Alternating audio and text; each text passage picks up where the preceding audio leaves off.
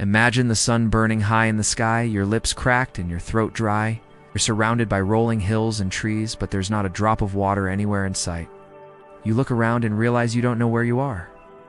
There's no one around, and there doesn't seem to be any sign of civilization. What do you do? How long can you survive without water? Our modern lives are filled with convenience. We turn on the tap and drink our fill without a second thought. But our ancestors didn't have this luxury. They had to find their water, and they had to do it in some of the harshest environments on the planet. From scorching deserts to dense forests and even unforgiving tundras, they had to adapt and survive. And they did this not with modern tools or technology, but with skills honed over generations of living off the land.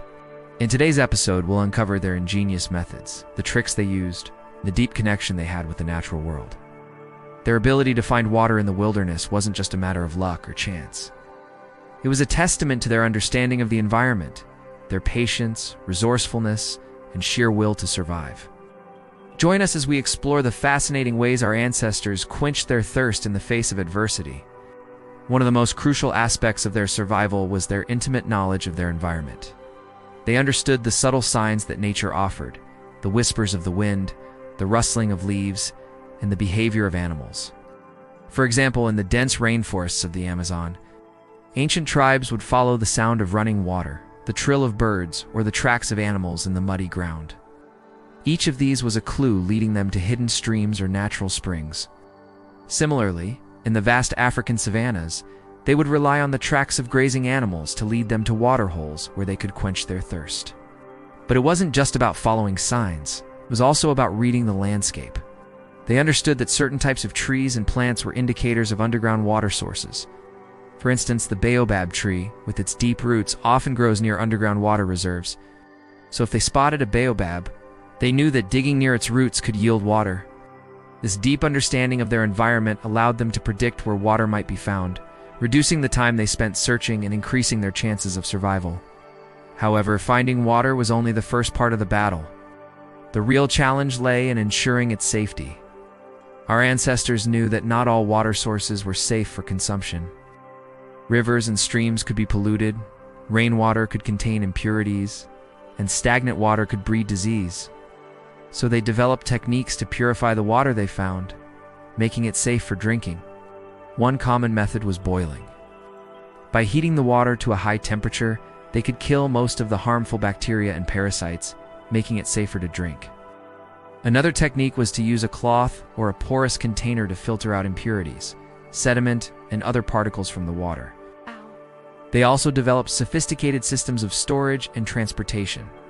They used materials such as clay, stone, and wood to create containers that could hold water for extended periods. In some cases, they even built elaborate irrigation systems to transport water from one location to another.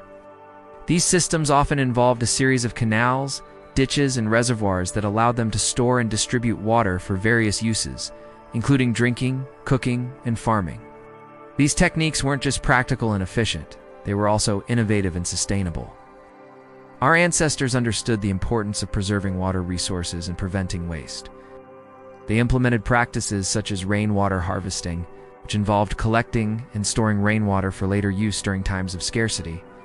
They also developed methods for recycling wastewater, which they used for irrigation and other non-potable purposes. These water conservation efforts ensured that they had a reliable supply of safe drinking water, while also minimizing waste and environmental impact. So how did different ancient civilizations approach the challenge of finding water? Let's take a closer look at some of the ingenious methods employed by ancient people across the globe.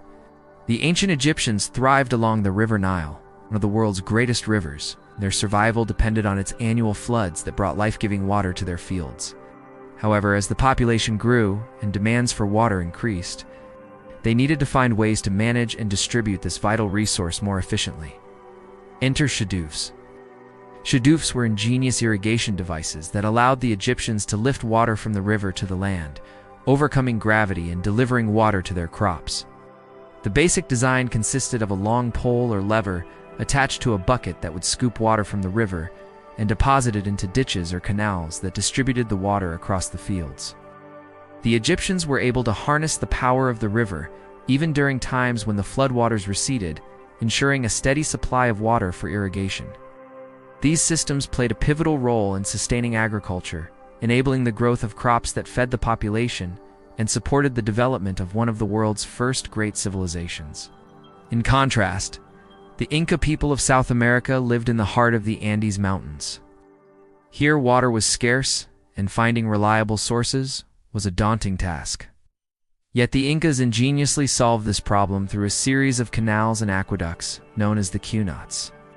Unlike the Egyptians, who relied on rivers, the Incas' queues were gravity-powered.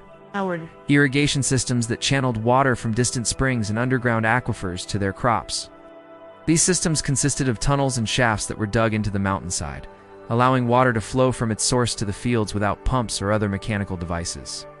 The Incas' understanding of hydraulic engineering and their ability to work with the terrain allowed them to create an intricate network that delivered water to the slopes of the mountains, supporting agriculture in one of the most challenging environments imaginable.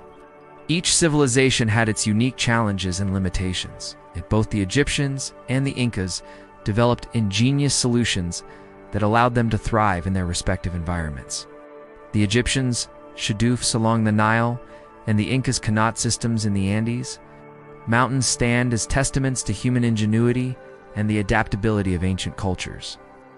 These remarkable feats of engineering and resource management enabled these civilizations to harness the power of water, sustain agriculture, and build thriving societies in vastly different corners of the globe. It's important to note that our understanding of these ancient cultures and their water management techniques is constantly evolving as archaeologists and historians continue to uncover new insights. The study of ancient irrigation systems and water harvesting techniques not only helps us appreciate the ingenuity of past civilizations, but also offers valuable lessons for modern society. As we face challenges related to water scarcity, population growth, and climate change, studying how ancient cultures managed their water resources can provide inspiration and practical knowledge for developing sustainable solutions.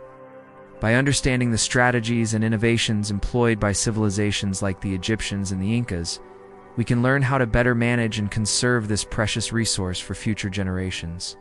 Their techniques weren't just about meeting immediate needs. They were about adapting, innovating, and passing down knowledge that allowed generations to thrive.